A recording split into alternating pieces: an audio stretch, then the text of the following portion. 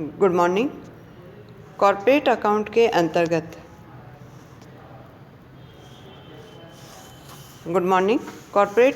अंतर्गत आज हम पढ़ रहे हैं final account of banking companies. Banking company के फाइनल अकाउंट पढ़ने से पहले हम बैंकिंग के कुछ ट्रांजैक्शन हैं उसके बारे में पढ़ लें तो हमें फाइनल अकाउंट बनाने में भी आसानी रहेगी। उसमें सबसे पहले ये इम्पोर्टेंट जो ट्रांजैक्शन है वह डिस्काउंटिंग ऑफ द बिल्स या discounting and collection of bills, जो कि मैंने नोट्स में लिखा है।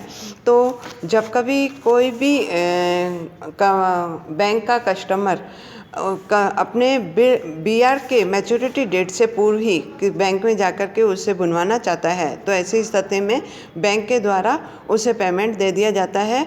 चूँकि उसकी मैच्योरिटी डेट बाद में आ रही है तो ऐसी स्थिति में जिस दिन से बैंक के द्वारा पेमेंट किया जाता है वहाँ से लेकर के उसकी जो मैच्योरिटी डेट होती है उससे संबंधित जो भी वह ब्याज वसूल करती है उस ब्याज को ही हम क्या कहते हैं, डिस्काउंट कहते हैं या उसी को हम बट्टा कहते हैं। तो चूँकि बैंक के पास जो कस्टमर बिल लेके आया है उस बिल में से जितना भी उससे संबंधित इंटरेस्ट हो जाता है या जिसे हम बट्टा कह रहे हैं वह हो जाता है तो वह बैंकिंग कंपनी के लिए एक तरह से प्रॉफिट है या उसका लाभ है। तो ऐसी स्थिति में हम पहली जो एंट्री करते हैं वह ये हो जाएगी, क्योंकि चूँकि ये जो एंट्रीज की जाती हैं वह बैंकिंग कंपनी में की जाती हैं। तो बैंकिंग कंपनी के पास बिल्स आ रहे हैं जिसे हम BR भी कहते थे 12th में। तो इसकी पहली एंट्री जो हो जाएगी bills discounted and purchase account debit to customer personal account and to discount on bills. अब इन तीनों का मीनिंग समझिए कि बिल डिस्काउंटेड एंड परचेज एक तरह से कंपनी ने जो बैंकिंग कंपनी है उसने मैच्योरिटी डेट आने से पूर्व ही उसका पेमेंट किया है तो एक तरह से उसने परचेज किया, इसलिए ये बिल्स परचेज अकाउंट डेबिट भी कह सकते हैं। और जितना भी पैसा होगा वह उसके कस्टमर अकाउंट में डाल दिया जाएगा। ये पैसा केवल उसमें से इतना कम कर दिया जाएगा कि उससे संबंधित जिस दिन को उसने पेमेंट लिया है वहाँ से लेकर के मैच्योरिटी डेट का जो इंटरेस्ट होगा वह घटा करके और कस्टमर अकाउंट के पर्सनल अकाउंट में डाल दिया जाएगा। तो पहली एंट्री आपको समझ में आ गई होगी, bills discounted and purchase account debit to customer personal account. Customer personal account में पूरा का पूरा बिल्स का BR का पैसा न जा करके उसमें से ब्याज कम करके डाला जाएगा। और टू डिस्काउंट ऑन बिल्स का हम कैलकुलेशन करेंगे जिस प्रतिशत के आधार पे आपको दिया जाएगा। सेकंड जो एंट्री होती है ऑन मैच्योरिटी डेट पर यदि उस बिल का पेमेंट प्राप्त हो जाता है तो बैंक को कैश मिलता है कि cash account debit to bill discounted and purchase. और अगर मैच्योरिटी डेट पर वह BR डिसऑनर्ड हो जाता है तो पुनः हम कस्टमर के पर्सनल अकाउंट में डाल देते हैं। तो customer personal account debit to bills discounted and purchase account. अब होता क्या है कि जो मैच्योरिटी डेट होती है वह आवश्यक नहीं कि हमारे फाइनेंशियल ईयर में ही हो। ये फाइनेंशियल ईयर में होने का मतलब है कि जैसे किसी बैंक का जो किसी क्या मतलब 100% बैंक का जो फाइनेंशियल ईयर होता है वह 31 मार्च तक होता है। तो ऐसी स्थिति में यदि कोई बिल ऐसा आता है कि जिसका मैच्योरिटी डेट 1 जनवरी है या 28 फरवरी है या 31 दिसंबर है तो उसे हम कहेंगे फाइनेंशियल ईयर के बीच का या फाइनेंशियल ईयर के विदिन, मतलब maturity date within financial year.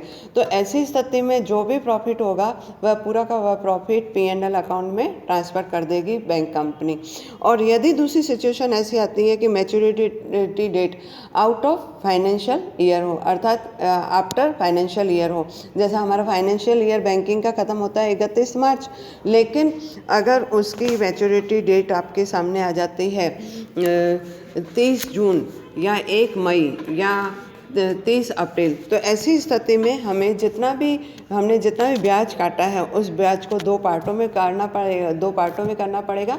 एक पार्ट में विदिन फाइनेंशियल ईयर का इंटरेस्ट हो जाएगा और दूसरे पार्ट में आफ्टर फाइनेंशियल ईयर का इंटरेस्ट हो जाएगा।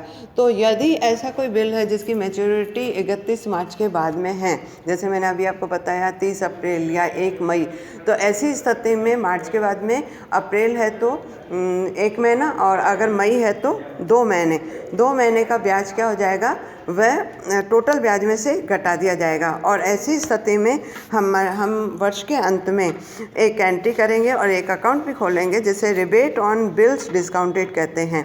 तो ऐसी स्थिति में ये जो सी पॉइंट मैंने दिखाया है, at the end of the year, आप तो ये जो दिया हुआ है ये हमेशा उसी स्थिति में होगा जबकि maturity date after financial year है। तो आपकी सी एंट्री बनेगी discount on bills account debit to rebate on bills discounted.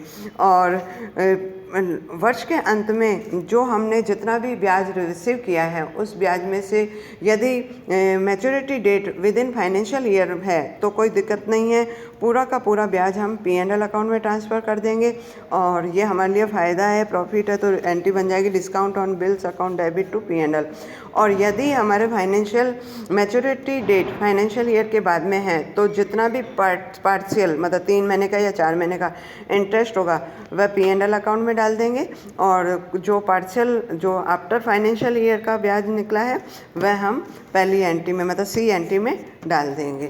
और फिर अगले वर्ष जो दूसरा वर्ष आएगा उसके पहले दिन ही या at the opening of the date of the year जिसको अपन कहते हैं, इसमें आपकी जो हमने सी एंट्री की थी, सी एंट्री क्यों की थी, क्योंकि ये ऐसा ब्याज था जो कि अगले वर्ष से संबंधित था। तो अगले वर्ष से संबंधित है तो आज हम नए वर्ष में प्रारंभ में ही हम इसकी अपोजिट एंट्री कर देंगे और अपोजिट एंट्री हो जाएगी rebate on bills discounted account debit to discount on bill account. इस प्रकार से करना है। मैं थोड़ा आप लोगों को रिबेट ऑन बिल्स डिस्काउंटेड भी समझा देती हूँ।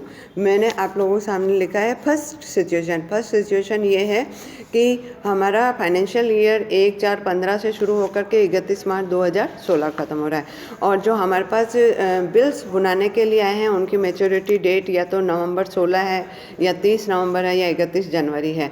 तो ऐसी स्थिति में हमें जो क्वेश्चन करना पड़ेगा उसके अंतर्गत हमें वो पार्शियल वाला या रिबेट ऑन बिल डिस्काउंट वाली एंट्री नहीं करनी पड़ेगी वर्ष के अंत में, नए ही वर्ष के प्रारंभ में एंट्री करनी पड़ेगी, अर्थात सी एंट्री नहीं करनी पड़ेगी।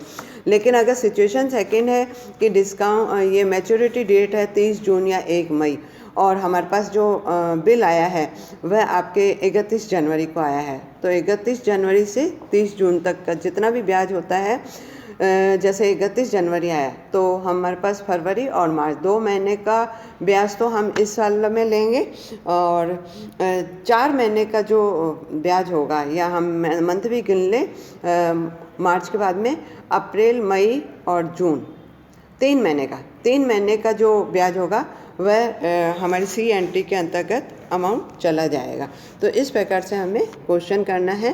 बाकी मैंने आपके लिए ये प्रैक्टिकल भी डाला है। अच्छा, ये इसका प्रैक्टिकल कराने से पहले मैं एक चीज़ और मैंने थ्योरेटिकल डाला है। ये भी हमारा अच्छा ट्रांजैक्शन है कि बैंकों के द्वारा कई प्रकार के एडवांस दिए जाते हैं। तो बैंकों के द्वारा एडवांस जब दिए जाते हैं तो उस पर जो ब्याज मिलता है वह समय समय पर मिलता है। ब्याज की दृष्टि से एडवांस जो दिया जाता है उस पर जब ब्याज प्राप्त होता है तो ब्याज जो होता है वह बैंकिंग कंपनी के लिए इनकम है। और ब्याज की दृष्टि से हमने 2 प्रकार के इनको क्लासिफाइड किया है, performing assets and non performing assets. Performing assets का मतलब है कि एसेट्स का मतलब एडवांस जो हमने एडवांस दिया है। तो इसका मतलब परफॉर्मिंग एसेट्स का मीनिंग होता है कि जब कभी हमें समय समय पर इंटरेस्ट प्राप्त हो जाता है या समय समय पर इंटरेस्ट प्राप्त नहीं हुआ, किसी प्रकार की गलती हो गई, लेकिन फिर भी गलती होने के बाद में 90 दिन के अंदर अंदर यदि हमारे पास इंटरेस्ट प्राप्त हो जाता है तो ये हम परफॉर्मिंग एसेट्स कहलाती है। और परफॉर्मिंग एसेट्स हमेशा एक्रूअल बेसिस पर होती है, ये ध्यान रखिएगा। इसी प्रकार से सेकेंड है कि नॉन परफॉर्मिंग एसेट्स का मतलब है कि ऐसी एसेट्स या ऐसा एडवांस जो कि हमने दिया है लेकिन उस पर जो ब्याज प्राप्त होता है वह समय पर प्राप्त नहीं होता है, और या हम ये कहें कि हमारा प्रिंसिपल जो इंस्टॉलमेंट था जो हमें प्राप्त होना था या इंटरेस्ट जो प्राप्त होना था वह 90 दिनों से ज़्यादा ओवरड्यू हो गया, तो उसे हम नॉन परफॉर्मिंग एसेट्स में शामिल करेंगे। और ऐसी स्थिति में जो इनकम रिकॉग्नाइज की जाती है तो इसमें आप लोग ये देखिए कि एक्चुअल रिसीव्ड जो अमाउंट होता है, अर्थात जो वास्तव में इंटरेस्ट प्राप्त हुआ है, उसी को ही हम इनकम रिकॉग्नाइज के अंतर्गत शामिल करेंगे, दूसरी चीज़ को नहीं करेंगे। तो इस पहले वाले का जो प्रैक्टिकल है या दोनों का प्रैक्टिकल मैं आप लोगों को दूसरे वीडियो में बता रही हूँ, क्योंकि वीडियो का टाइम भी ओवर हो जाता है। तो मैं 2 क्वेश्चन आपके सामने अभी लेके आ रही हूँ। Thank you.